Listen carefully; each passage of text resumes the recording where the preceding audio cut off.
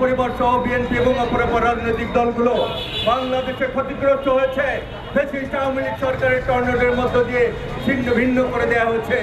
আমরা মনে করি এই ক্ষতিগ্রস্ত ব্যক্তি, ক্ষতিগ্রস্ত প্রতিষ্ঠান এবং সামাজিক বিভিন্ন সংগঠনকে পুরস্কৃত করা উচিত ছিল।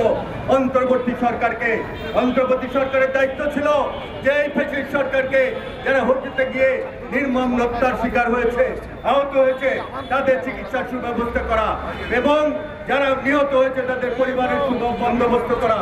আমরা দেখেছি সেদিকে এই অন্তর্বর্তী সরকারের দৃষ্টি নেই। আমরা দেখছি একের পর এক যারা ত্যাগ স্বীকার করে এই ফ্যাসিস্ট সরকারকে হটিয়েছে তাদের উপরে নিপীড়ন নেমে আসছে। আজকে শাহরির ইসলাম তুহিনকে আমরা মনে করি পুরস্কৃত করা উচিত ছিল। তার পুরস্কার প্রাপ্ত ছিল। ফ্যাসিস্ট সরকারের সরলে শিকার হয়েছে সে।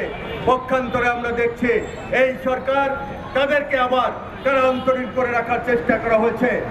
বান্ডেল থাকলে প্রতি সেনমানিতে টাকা বাঁচবে। বিকাশ সেনমানি বান্ডেল কিনে জিতুন প্রতি লেনদেনে। কেন ইতিমধ্যে এই 7 মাসে বিগত ফ্যাসিস্ট সরকারের দায়েরকৃত সকল মামলা এবং যারা গ্রেপ্তার হয়েছে তাদেরকে মুক্ত করা হলো না?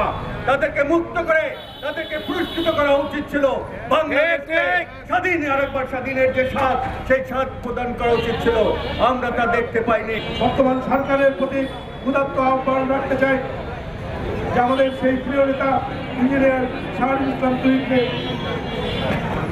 অবিলম্বে মুক্ত করে তার যত মিথ্যা মামলা আছে প্রতিটি মিথ্যা মামলা প্রত্যাহারের জন্য প্রয়োজনীয় ব্যবস্থা গ্রহণ করবেন।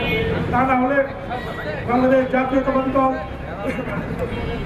এবং অঙ্গ সহযোগী সংগঠনের নেতৃবৃন্দ পরবর্তীতে আরও বৃহত্তর কর্মসূচি দিতে বাধ্য হবে।